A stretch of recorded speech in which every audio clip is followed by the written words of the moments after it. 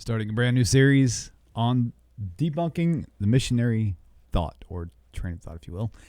Tonight, the New Testament, don't bet your soul on it. This is going to be a great series. Tell your friends about it. This is probably the part that I've been waiting for. So he's going to be hard pressed to hang up after an hour. So y'all sit tight. We will be right back in 5 minutes.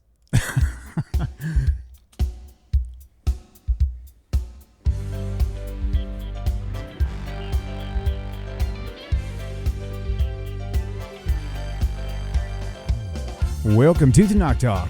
I'm your host, William Hall, broadcasting live out of Kingsland, Texas, USA, with another episode of Debunking Missionary Claims. The New Testament, don't bet your soul on it, part 1 out of many. Welcoming back to the studio in VR form, Rabbi Moshe Shulman. Welcome back, Rabbi. It's a pleasure to have you here. Thank you very much. Very, very good. Again, tonight's... we're starting a new series of shows. Debunking the Missionary is number 9. We're starting off a new series. I don't know how many shows it's going to take to get through all the material I have on this, but it's called the New Testament. Don't bet your soul on it. And tonight is part 1. Basically, we're going to do some introductory stuff to lay the foundation for the material that we're going to have later on, and put it in a proper manner. Building on it a little bit from what we did on the last series of lectures on Dr. Brown's unequal weights and measures, we're showing that we're going to deal with the subject in a fair manner, sensitive to the ideas and the beliefs of people, obviously, but also dealing with a lot of the material. In fact, most of the material is actually going to come from evangelical Christians and what they say about the New Testament. So are you saying, I know earlier you and I had a conversation, and we were talking about the Qumran caves, the Nachal Hever and all this other stuff. Were you saying that information also was coming from a lot of Christian sources, or no? No, that predates Christianity. It has very little to none relationship with Christianity. We might actually do a show on that also. Okay. Certainly we're going to discuss the Dead Sea Scrolls much more when we start getting into Brown's book on rabbinic objections, because I will have to discuss rabbinic Judaism in detail, and the oral law itself, what exactly it means, and how we see actually that the oral law comes out, the principles of the oral law comes out, both in the Dead Sea Scrolls and in Philo and other places. But that's a subject for later on down the line. We'll get to that. Okay, very good. Unfortunately, there's a lot of material, and so we can't do everything on one foot. So we're going to have to go through it, systematically. And I do want to go through the material in Dr. Brown's books, because they're typical of a lot of things that Jewish people are exposed to, and I'm sure non-Jews get a lot of similar type of things. Not exactly the same. Jewish evangelism is definitely much different than evangelism to non-Jews. Certainly. One thing I'll say too, while we've got people watching, Wally's one of the more regulars that tune in. Wally, say, hey buddy, how are you, man? Hey, if you see anybody, in fact, I'm going to tell every viewer who's watching now, if you guys have any questions about tonight's show, please do me a favor. Not only tag Tanakh Talk in the chat, because when you do, a yellow box pops up and it makes it really easy for me to spot it instantly. I don't have to look and read through comments. But also, Wally, if you see a comment or a question that I missed, please, you can tag me and say, hey, so-and-so wants this question asked. And if we have time at the end of the show, then we'll actually be sure to try to squeeze that in so we can get some Q&A going on, okay? So I'm going to try and give, maybe 10 minutes of Q&A. So Wally, I guess you're one of the people there. I don't look at the chat as we're going on because it would be distracting, and I don't want to lose train of thought because the material is just that important. But if you want, you might actually put some of those questions on a notepad and then put them up later on. And either I will answer them now, or I could always answer them, next week or something like that. Try and put them in. That sounds good. Okay, so let's start out. The beginning of the introduction is, I want to go a little bit over some information we did discuss in our very first 2 lectures about the Tanakh. Before we can actually discuss the New Testament as to why you should not consider it scripture, we really need to discuss a little bit about the Tanakh, and then the nature of the Tanakh, the composition, what's in the Tanakh, and compare it and contrast it also to the New Testament, because they're not really the same. One of my points in the discussion of unequal weights and measures is that, in fact, there are things that are different between Judaism and Christianity. And we're going to see between the Tanakh and the New Testament, there are many differences. Just because Christians put it in one book does not mean that they're similar or comparable. Jews don't have it there for some reason, for many reasons. And you're actually going to find out by the time we get to the end of this, you'll find why Judaism does not accept the New Testament at all. And hopefully you'll be inspired to understand why you shouldn't bet your immortal soul on the New Testament and what it teaches. So in these series that we're now having on the New Testament, there are a couple of questions that are primary to what we're dealing with. The first one is an obvious one. Is the New Testament itself divine scripture on the same level as the Tanakh or not? Are they equivalent? Are they the same? Are they part of the same thing? For, first part, second part. Christians call it the Old and the New Testament, as if they have a relationship to another. Now, there was a person, Mark Young, we'll get into him later on, who actually did not accept the Old Testament, the Tanakh. But in general, Christians accept both as part of the canon. And secondarily to that, and even most importantly, is there are doctrines that we have in the New Testament. Can you bet your immortal soul on that? Is that something that you really should gear your life around? Is there any kind of basis for us to believe that anything in there is actually from God and it expresses God's will? Except, of course, those things which are just repetitions from what it appears in the Torah itself, at Tanakh, like love your neighbor as yourself, and you should love the Lord your God with all your heart, with all your soul, with all your might, which are just basically repetitions of things that it says in the book of Deuteronomy. Okay, so before we discuss the New Testament, we need to go back over the Tanakh again and just clarify and keep in our minds what the Tanakh is about so we can see where these differences and the differences exist between the Tanakh and the New Testament. Some because of the nature, some just because of when the Tanakh came into existence. So let's deal with it. Now, the Tanakh, as I said before, is primarily the history of the Jewish people and their relation to Hashem. Whether it's the Torah talking about the Exodus, although there are parts of the book of Bereshit has a little bit in the beginning which is, relates to non-Jews, the story up until Noah. All non-Jews, of course, obviously all the people in the world are defended for Noah, so of course those things relate to everybody else, but afterward it really breaks off into one family, the family of Shem, eventually breaking off from the family of Avram, which basically ends up with the children of Jacob. So even though it doesn't have really very much to do with non-Jews. If you look at the books of the Bible that follow that, the historical part of it, Joshua, Judges, Kings, for example, the Samuel Kings, these follow the history of the Jewish people. If you look at the prophets that are speaking, Isaiah, Jeremiah, the 12 prophets, all of these people were speaking to the Jewish people, either in the southern kingdom or the northern kingdom. Specifically to them, the messages, everything here is about the Jewish people. Even when you get into books like Psalms is where David, as a Jewish man, is relating his relationship to God through the Jewish paradigm of worship. Ecclesiastes, Job, all these things have a Jewish context.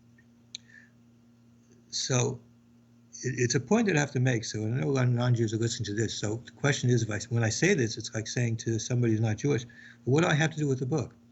Well, the truth of the matter is there's a couple of things. First of all,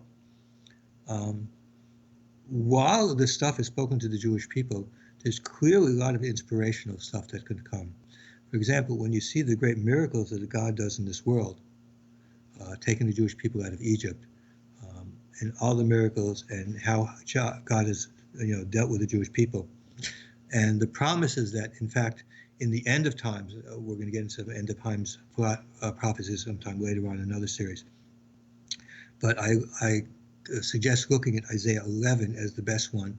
We find at that time, it'll be the whole world, not just the Jewish people, but the whole world will be under the umbrella from Hashem, and they will see the same things. So you're seeing something here that relates to, maybe not directly, but certainly indirectly. And second of all, it just gives you inspiration about God. There's a lot of things, for example, in Psalms, which is really, really universal in nature. Everybody can get something. And certainly from the stories that we see in there are lessons that everybody can get some. So even though the book of the Torah was specifically for the Jewish people, it has an indirect relationship to non-Jews. One day I'm going to have to go through the Noahide laws and discuss that, and you'll see very clearly where non-Jews actually fit into the whole system. And we'll see. We can see that, but we'll leave it at later on. Basically, the point here is that, as I coined the phrase before, a lot of people refer to the Jewish people as the people of the book, but really the Tanakh is the book of the people. It's a book of the Jewish people. If you want to know about the Jewish people, what their foundation was, where they came from, how they formed, what they're about, that's where you look for it. You'll find everything there. And if you want to see how God interrelates specifically with the world, you see that there also. Now, in the Tanakh, there are three parts, as I mentioned before. Torah, Nevi'im, and Ksivim. Torah means the Torah itself, the first 5 books. Nevi'im is the prophets. Included in the prophets, we include the historical material because of 2 reasons. Number one, there are a number of prophets that appear in the historical material from Joshua to end of Kings. So there is material where God actually interacts, and we see some of that going on there.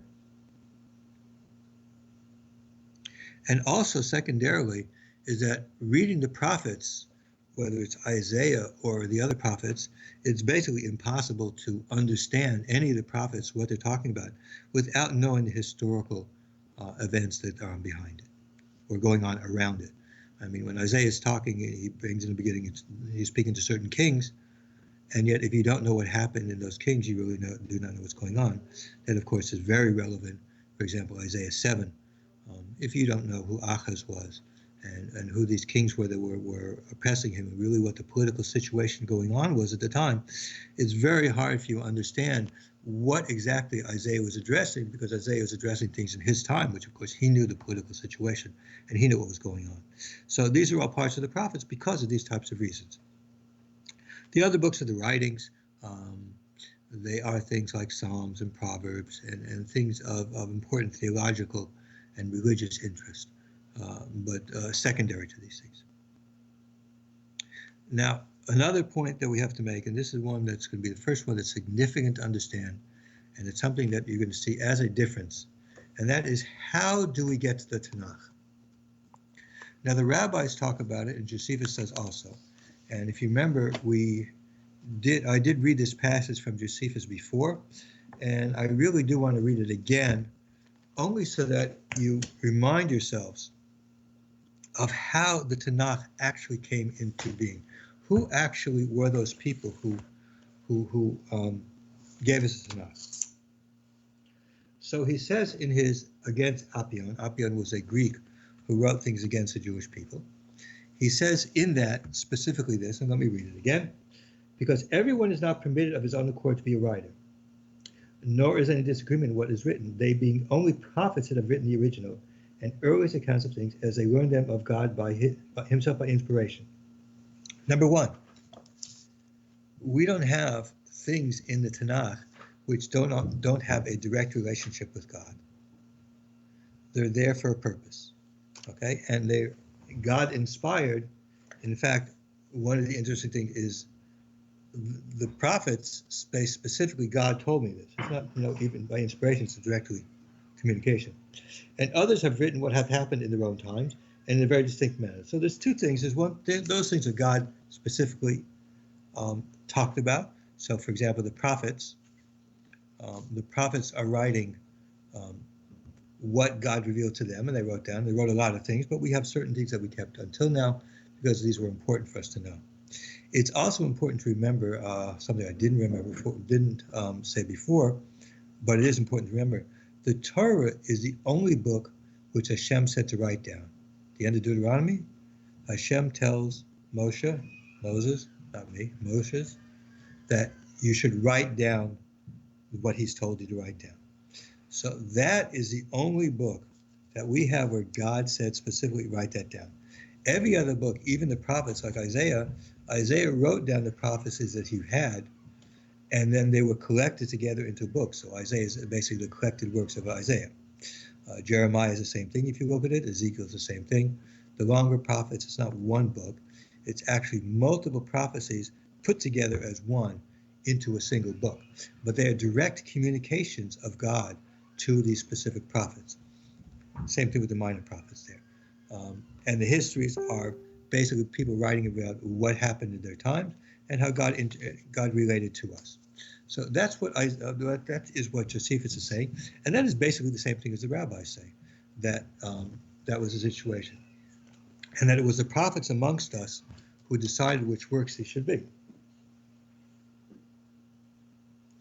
So let's continue. It said, "For we have not an innumerable multitude of books among us, disagreeing from and contradicting one another, as the Greeks have, but only 22 books. We actually count 24, but in his counting, Lamentations and it's considered part of Jeremiah.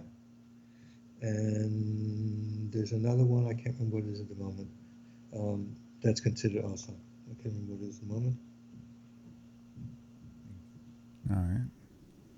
I don't remember this, but it's not important. But Right. we count them as 24 because we split things that they don't. For example, we consider the Book of Kings as 2 books. We actually consider only 1. Ezra and Nehemiah are looked at as 2 books, but we only count them as 1. There's a lot of things like that, which contain the records of all the past times, which are justly believed to be divine. And of them 5 belong to Moses, which contain his laws and traditions of the origin of mankind until his death. This interval of time was a little short of 3,000 years, but as a time from the death of Moses to the reign of Artaxerxes, king of Persia, who reigned after Xerxes, the prophets who were after Moses wrote down what has remained in their times in 13 books. So again, he says here the prophets wrote down what was happening. According to Jewish tradition, the group that wrote it down referred to as the Anshe Knesset HaGedolah, the people of the Great Assembly, and they included the prophets. So it's no contradiction between the two. It's actually the same thing. Josephus is saying the same thing, that the people who came together to do it were themselves prophets, meaning people who actually had communication with God directly. And they were the ones who decided which books are those that we should have for later generations. Okay, and that is what Josephus brings down, and that's what the rabbis bring down. Okay. Yeah. You said something interesting that made me think about thoughts about the New Testament, and that was that. Yeah, we'll get to that. Well, my thought was that there's never been anywhere in, especially the Gospels, where Jesus told somebody to write something down, or where they had quoted him. So it's very interesting. Well, yeah, that's a major part of what we're going to discuss here is actually how the New Testament came about. Oh, very cool. So let's leave that for later because I want to go in a certain order here okay, and deal good. with certain issues. I haven't really left off with the Tanakh yet. All right, very good. As there are 2 other issues that are important and to know because these, in fact, do create and have us understand certain contrasts between the Tanakh itself and the New Testament. And these are very important. Just because you believe in the Tanakh doesn't mean you have to believe in the New Testament. Christians, of course, deny that, but I think that once we get to the end of here, you'll see exactly why it is the case, where these are significantly different. Now, one of the differences, of course, we just had now is that Josephus and the rabbis both agree that the books that we have that were made as our scripture were decided by the prophets, by the last of the prophets. In the time of Persia, he mentions there, which we call the Anshe Knesset HaGedolah, the men of the Great Assembly. That's what the rabbis call it. Same thing, same idea. Okay, the next thing is a point which I do want to bring up because this is significant, and it's a claim and a complaint about a rabbi's analysis and doing an analysis on the New Testament, and that is when we analyze authorship and various things in the New Testament, many times I say, well, what about the Tanakh? What about the scholars who bring up certain things about this Tanakh? Well, there's a significant difference in this. And actually, when we discuss certain things in the New Testament, you see that I actually disagree with scholars who use some of the same methods on the New Testament than the Tanakh because of the invalidity of those methods. The primary discussion is basically around something called the documentary hypothesis. Now, the word hypothesis should already tell you that there's something funny going on. It means that somebody made certain assumptions, it's a hypothesis, and based on these assumptions, he's going to do his analysis. Now, what are these assumptions? And this is very important. Primary amongst them is a belief in in history, which goes back to a philosopher in the 18th century called Hegel. Friedrich Hegel was a German philosopher. He had a philosophy of history which dealt with things as developing in certain ways. People might have heard the idea of a thesis antithesis. First it's going one way, some the exact opposite, until it comes to the middle and moves on like that. It's the basics of Marxism, for example. Marx was a Hegelian. So he has historical assumptions which are actually unproven historically. We see, in fact, a lot of things are cyclical. A lot of things go up and down. The Dark Ages, for example, when Rome collapsed and barbarians basically took over, doesn't show things developing towards a certain end. It actually shows things falling back and having to rebuild themselves. It had certain things happen at that time, and Rome hadn't fallen, then things might have developed, but they didn't. They fell back. So there's a lot of problems with Hegel and his historical analysis. But this actually underlies the documentary hypothesis that there's a certain development in the nation of Israel that it follows based on what Hegel says. But what Hegel says is false. Now, by the way, this has nothing to do with Christianity. Obviously, they don't use this there. They use it there, and it's totally different things. Number one. Number two is there's a basic materialistic approach. No prophecy, no miracles, and things of that nature. So, for example, the most famous one is in Isaiah, I think, chapter 45. It mentions Cyrus and what he's going to do, and yet these scholars will, of course, date that later on, because how, of course, can a prophet know about Cyrus coming in the future when, it's being supposedly written beforehand? So this is another problem with that. The third problem is certain literary assumptions. The literary assumptions is that certain usages of words or certain things indicate multiple authorship, as opposed to being written by the same person in different styles. So I assume under this assumption that if you read the collected works of William Shakespeare, you would, of course, say that it was written by different people. They do this Isaiah, but as I pointed out to you before, Isaiah wrote down multiple prophecies that he had. So having written down multiple prophecies doesn't mean there were different Isaiahs. It's just Isaiah wrote down different prophecies that happened to him different times. The assumptions underneath this are basically faulty. We don't divide books that way. For example, if you know of a book that has multiple authors on it, because after all, what they're saying is that in the end, somebody redacted from multiple authors. So if you read a book that has multiple authors, and there's some out there, you can't distinguish who wrote what. The work is a single work. So even if they were correct, there would be no way of deconstructing that, because you would never know. It was edited and put together that way. So that is a problem with that. Now, the only way you can deconstruct a text, obviously, is if you have previous texts. So, for example, if you say that there were 5 different authors of a certain book, well, you're presuming that. And the only way you could really know if that happened is if you had those 5 different authors. But of course, in the Tanakh, there is no such thing as that. It does not exist. We don't have multiple, texts like that Isaiah just missing certain chapters. We don't have such multiple texts like that.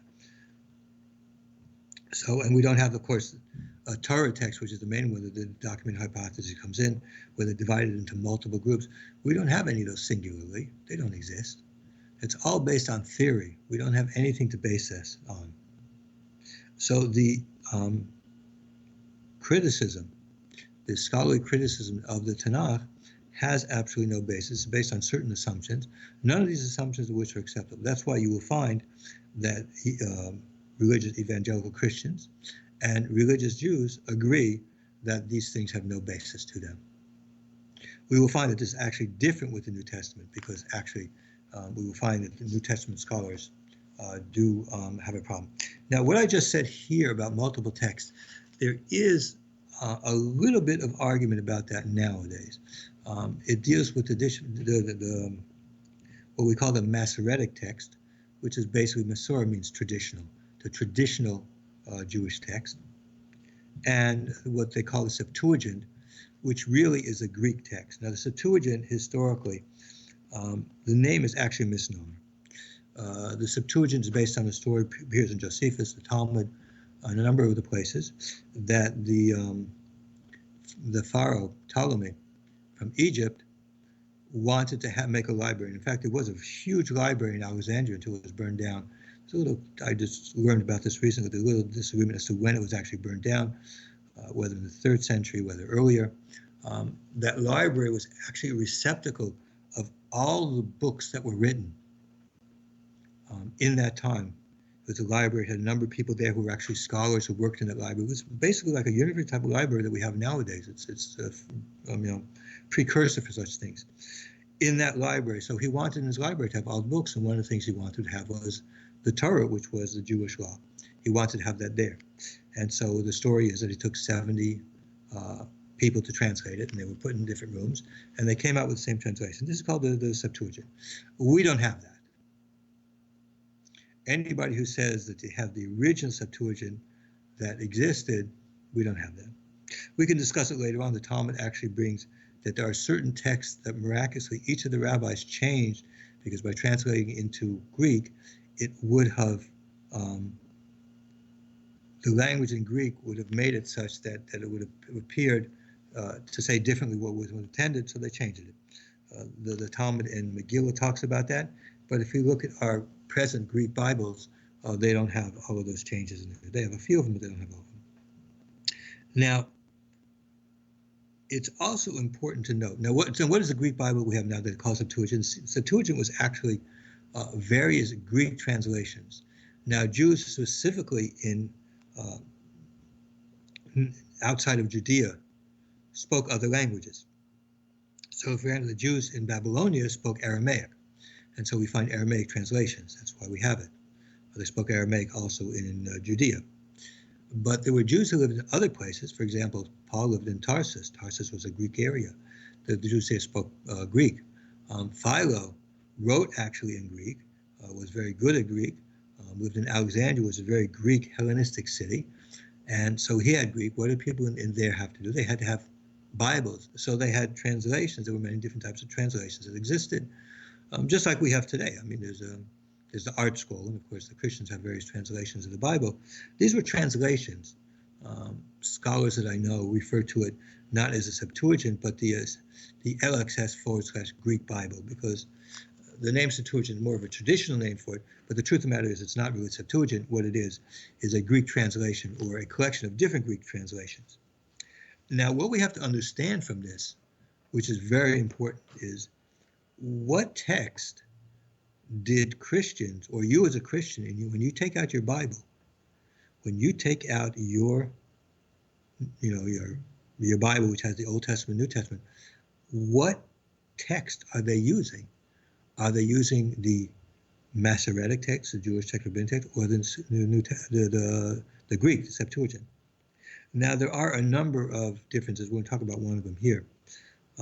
But primarily, there are two really major differences, besides the apocryphal books, which the Catholic Church has, but the Protestants rejected under Luther. They rejected the apocryphal books like Ezra's and Maccabees and a few other things like that. But there are significantly differences in the Old Testament, in the Greek Bible, as opposed to the Tanakh that we have in Masoretic text. And I will mention two of them. Jeremiah, there's a huge amount. I believe the Jeremiah in the Septuagint, the Greek text, is 1/3 smaller than in the Masoretic text. Now, if you look in your Christian Bible that you have, they all follow the Masoretic text, and they have the full amount as the Masoretic text brought down to us, not that which was in the Septuagint, the Greek text, where it's missing. There's also a passage in the book of Samuel which is also different between the two.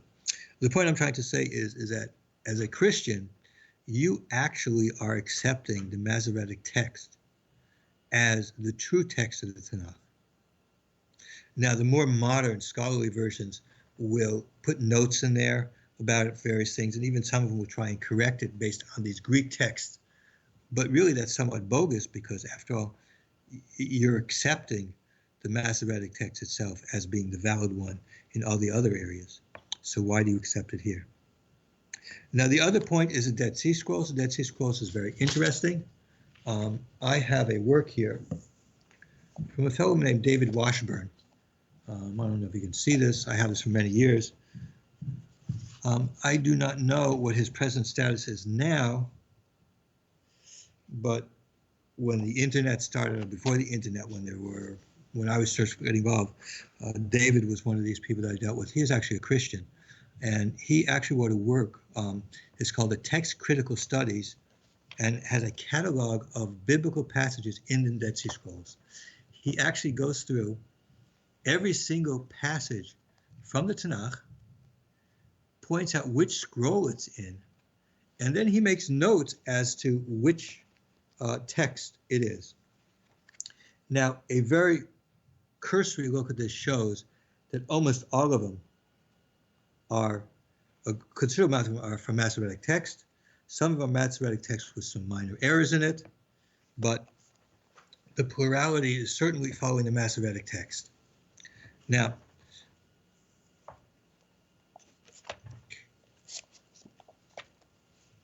I would like to do an examination of one text, which is one that the Dead Sea Scrolls actually is of importance, because in this particular text, the Greek and the Hebrew is different. And it'll introduce to us an idea that we find, and we'll see later on. It's called textual variance. A textual variant means that a word is supposed to be spelled a certain way. Sometimes it is that when somebody writes things, because of poor script, poor handwriting, or something like that, anybody who's been a teacher of young kids knows that, or has young kids of their own and is looking over the work that they write, will see that sometimes their writing is very primitive. And because of that, the writing doesn't always come out the way it should, and some letters get mixed for others. Now, before I go, we're going to deal with Psalm 22:16, which is the most important, was a very important one, because it's a difference. The Masoretic text says, surrounded me like lions, as opposed to the translation that you find in English, pierced, which is not actually the correct translation, but we'll get to that in a second. So I would like to read here from David Washburn what he writes with regards to the text. Now, he talks here about, they did find a few Greek texts there. It's not, it's unusual, but it was not so unusual. But he makes an interesting point, and we're going to discuss. I just want to bring 2 points here which are very interesting to remember and explain what he's saying. Without a doubt, the most striking scroll textually is 8 Cheva, which is Nachal Cheva 12 Greek, a leather scroll of the minor prophets in Greek. The scroll is not a Septuagint text, but is a direct literal translation of a Masoretic type text. Now, what he's saying here is that just because something is Greek doesn't mean that it's going to have those unique readings that we refer to as the Greek text, the Septuagint text.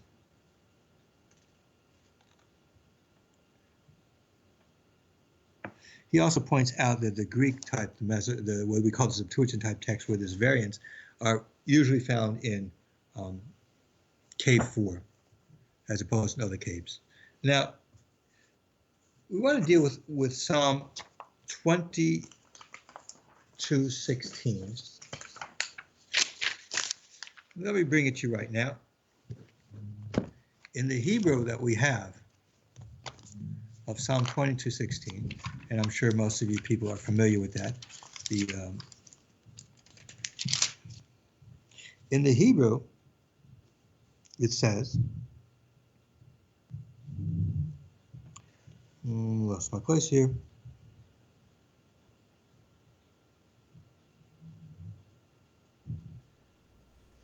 In the Jewish translation, it's 17. For the Christians, Kisavavini Kulavin, I am surrounded by dogs. Adas Merayim Hakifini, the congregation of the wicked surround me. Ku'adi Yudai Viragli, they are like a lion at my hands and feet.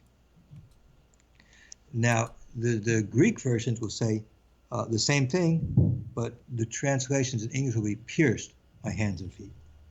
Now, before we go on to that, I would like to read you a letter.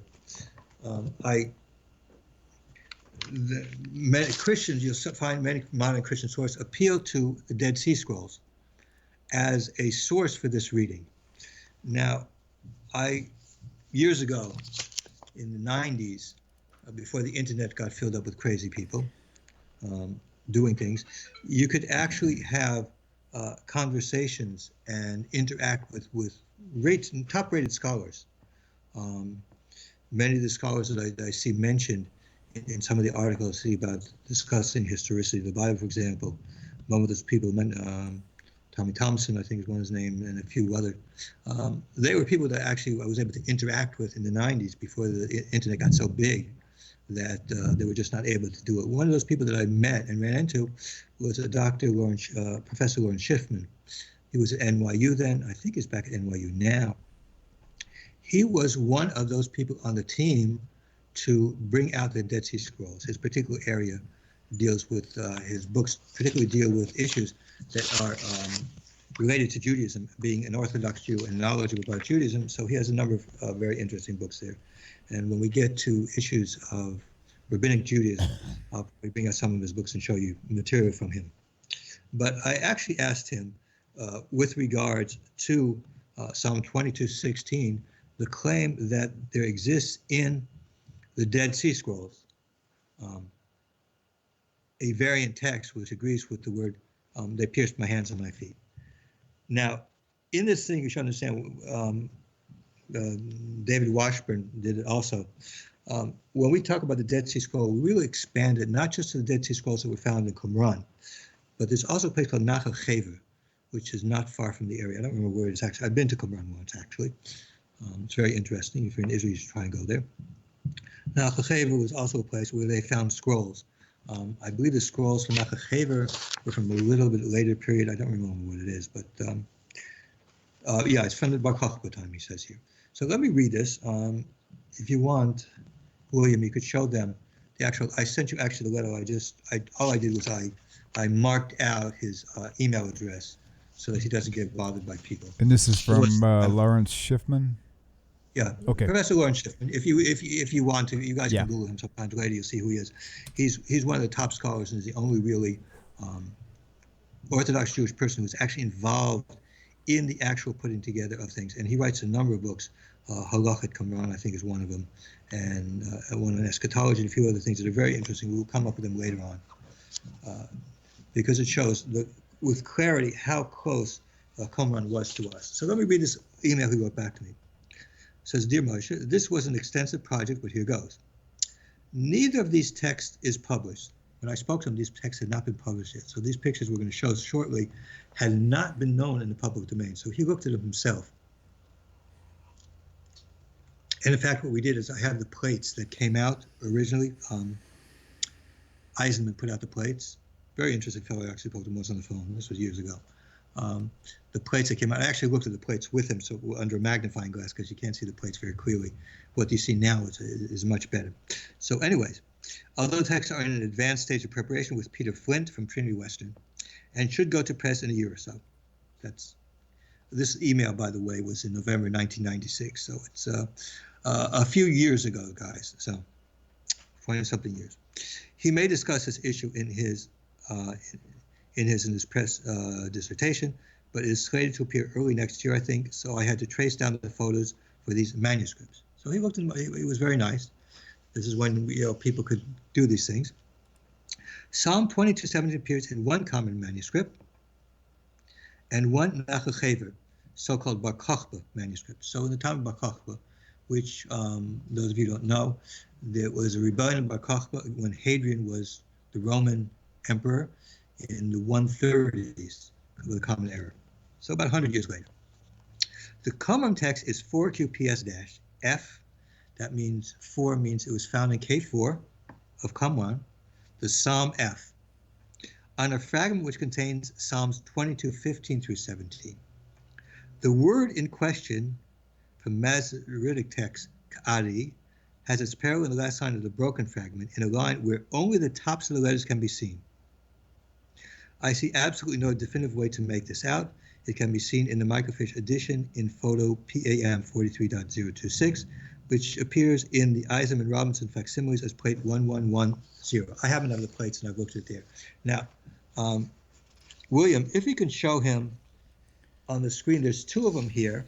There's the longer one, which I'd like you to look at the very bottom line. You really can't make anything out of it. It's up This now. is what we're talking about. So if you can hold it, I don't know how good you can see it. Yeah, show me which one it is again on your screen so I can see which one. I want to make sure I'm holding up the right one. Oh yeah, it's up right now. Very good. Now I want to read something from Washburn also, a second thing, and then I want you to look at this. Washburn says this also. In the Qumran script especially, and to a lesser degree in the scrolls of the other locations, the letter Vuv and Yud are often written identically.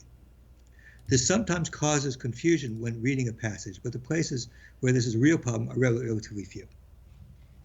It happens sometimes. The script there is very poor. If you can see this, I don't know how clear it looks to you on the screen.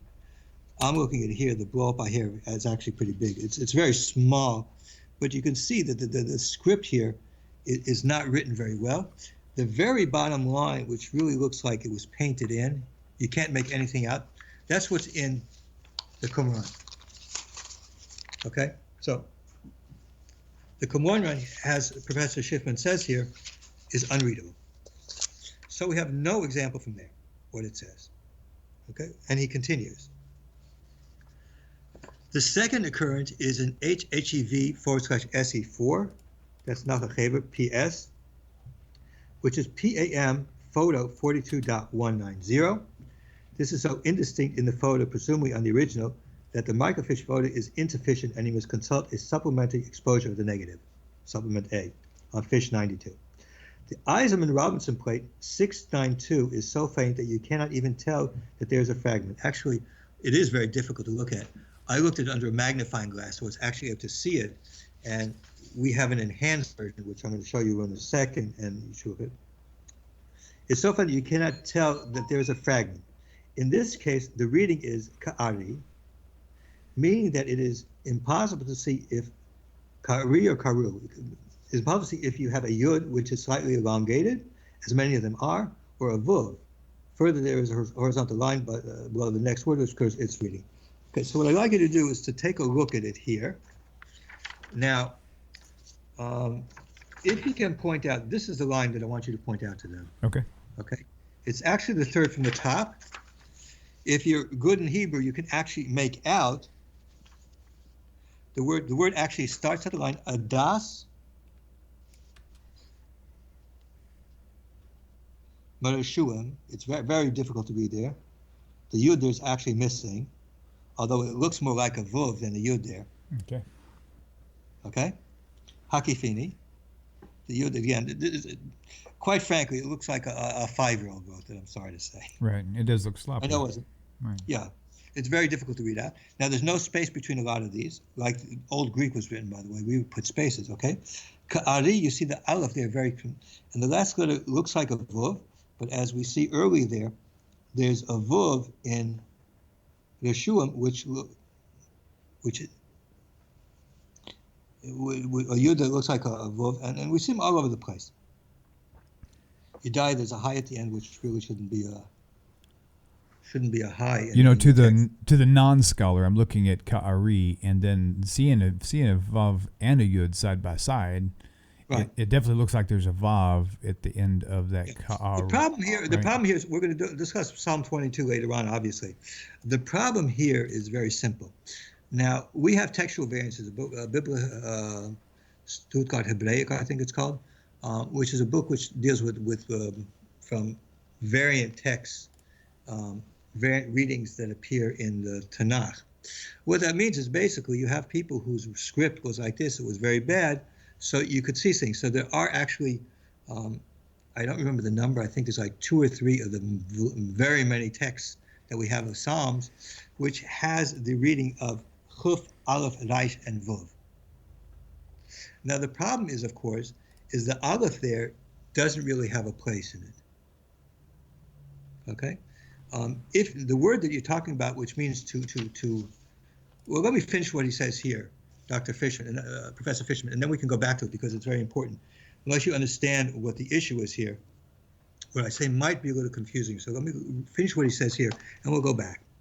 We need to say something about the Septuagint, LXX, where this is 21:17, 22:17, I think it might be, before concluding this. The reading Araxon, the Greek is Araxon. Professor Schiffman knows Greek quite well. From aruso, means to dig through, dig up, or bury. Now that's very important because the word that's assumed to be here by those who do not want to read it as kari, like a lion, is dropping the aleph, chuf, reish, vuv, karu, which in Hebrew means to dig or bore a hole or dig a hole, bury something. That's what it means. So the Greek word here is correct. And he continues that Liddell and Scott does not list a meaning, pierce, for this word. The word pierce doesn't even exist. Karu or araksu, araksan does not mean to pierce. It means to dig something, dig a hole. Like you make a pit for somebody, you dig a pit. Okay? That's what it means. It does not mean to pierce at all. The exact same usages only occur in the early Christian usage. That's all. This Septuagint reading would stem from a presumed but non-existent Hebrew reading, which makes no sense in context of karu with no aleph, not the reading karu with an aleph. Hebrew karu means to dig in dirt with one or two metaphorical uses. It never means to pierce, not even in Psalm 47. See BDB. I can't remember what that is. I have it somewhere here. Hope this has been a help. Okay, so what he's saying very simply like this is, the aleph here indicates that it does not mean the Hebrew word which means to karu. Now the Hebrew word karu means to dig or to bury something, which is exactly what the Greek means. The word pierce is not what the translation of the Greek is. So to say that this word means to pierce is false. And to say that it actually means that is what we refer to as a textual variant. The Greek text apparently made an error. We have actually in that text I referred to, the Biblical Hebraica, there actually are some readings here, again, one or two of them, which have chuf reish vuv for it, dropping the aleph as it would be here, which would mean to dig. So even if we say that the Greek text was based on that, that still doesn't get you to meaning pierce. Okay, We'll discuss this again later on. Dr. Brown discusses Psalm 22 in one of his books, and so we will revisit the subject when we get to it. My point here in bringing the Dead Sea Scrolls is only to point out one thing. The text that's used there is the Masoretic. It's the clear plurality of the text of pure Masoretic. And if you look into the work by Washburn, you see that it's much more than a plurality. Even the texts that even have some kind of minor things are really just variant types of text I can hear. Awesome. Just a reminder for all you people watching on YouTube land, be sure to, if you have any questions, to either comment and tag Tanakh Talk in the YouTube chat. And people on Facebook land, if you can get over to YouTube, it would be better, so you can comment there with your questions. We're going to try to take a few minutes coming up shortly, if we have time, to present some questions to Rabbi and see what kind of answers we can come up with. So, okay. I'm just going to do one very short thing, and then we'll see if we have questions. The reason why is the next issue, when I start talking about what the New Testament itself is, its construction, what it's about, as I did with the Tanakh and these various issues, it's going to take too long, so I don't want to split something in the middle. What I would like to say about the New Testament is something that is very important. There is a reason why the Bibles that are printed today have the Tanakh, the Old Testament, together with the New Testament, and that is, except for a well-known heretic, in the early 2nd century called Marcion, who actually jettisoned the Old Testament and felt that the God of the New Testament was not the same God as the Old Testament. We'll get to him a little bit later.